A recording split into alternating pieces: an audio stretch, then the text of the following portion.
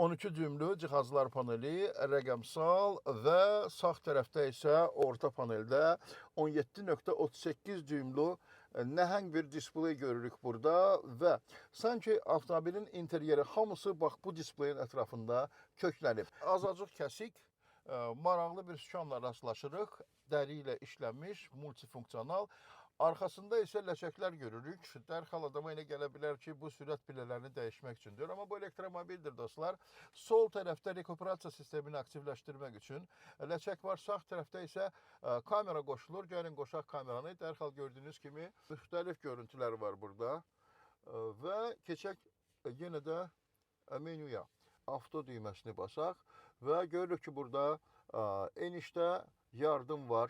Toqquşma barədə xəbərdarlıq var. Aktiv təhlükəsizlik sistemi ilə bardoçun düyməsi yanbayandır.